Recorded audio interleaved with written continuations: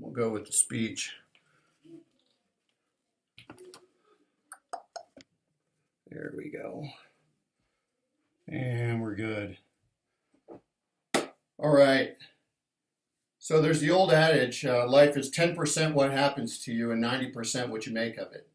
According to the American Institute of Stress, 77% of Americans suffer from stress-related physical illness every year. What if I told you I knew a way for, that's an awesome cat in the background, by the way. What if I told you I knew a way for you to be happier?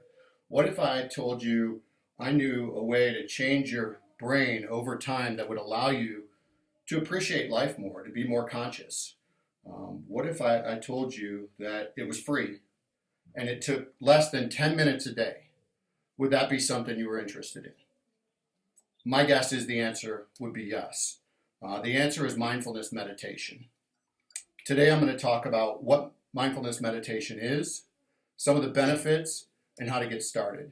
I chose this topic because I've struggled with stress for the most part of my life, to the point that it broke me down and had to figure out a way to deal with the what ifs in life and to focus on bringing things in when they felt a little out of control. So what is mindfulness meditation? Well, let's start with what it's not. It's not some hippie retreat up to the mountains where you come back a Buddhist and change forever. It's not something that takes forever. It's not something that you won't notice benefits almost immediately. So what is mindfulness meditation? Well, according to, where is my book here? Here we go. According to Jon Kabat-Zinn, I'll give it this book, his version of it is, it helps you wake up from the sleep of automaticity and unconsciousness. It's helping you bring things into the moment, into now.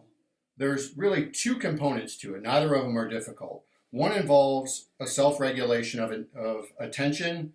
It's maintained to the immediate experience.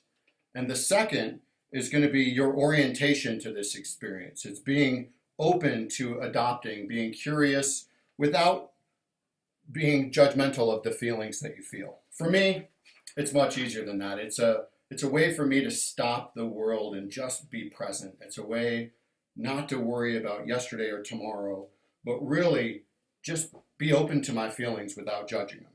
So let's talk about the benefits of it.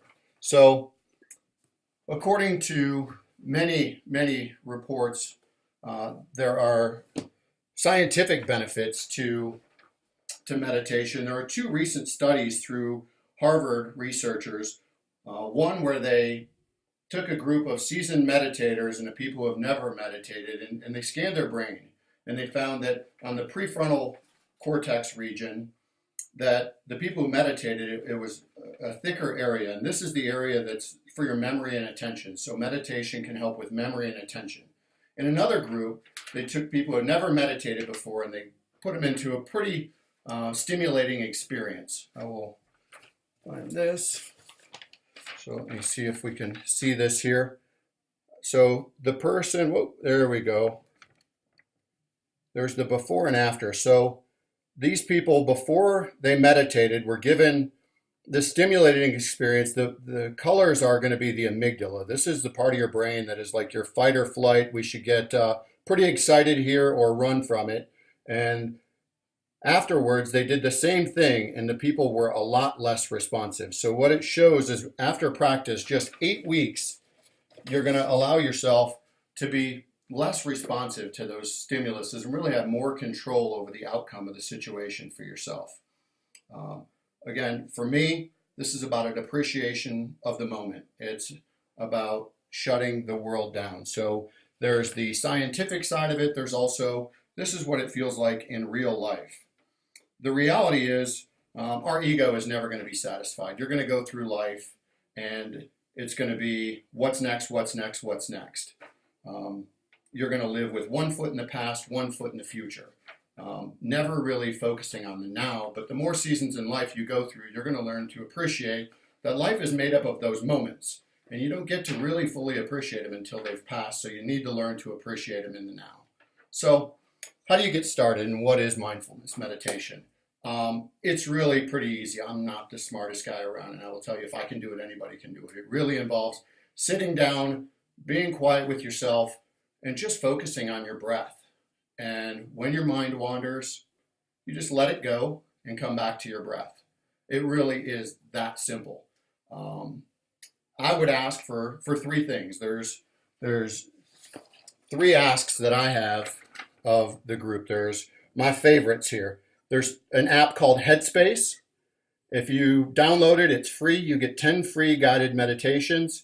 They will start from 101. This is what it is. This is what it feels like. The next one is my favorite. It's called Calm.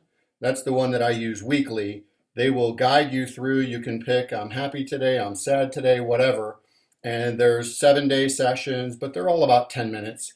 And it truly is a mental refresher. And then one of my favorite books, written by Dan Harris, who is a news anchor, who actually had a panic attack on live TV, and it sent him into this odyssey of trying to figure out how the brain works and why does this happen. And he landed on mindfulness meditation. For him, it really isn't about changing your life. It's about living life 10% happier. So we've covered what mindfulness meditation is. We've covered some benefits, and we've talked about how to get started. So there's no arguing the science behind it. It's been around for 4,000 years with the Buddhists. The only real thing is, for you, we focus on diet. We focus on physical activity. The brain is 2% of your body mass, but uses over 20% of your calories on any given day. Spend some time on your brain. Spend some time on yourself. Download the apps and get started. Thank you.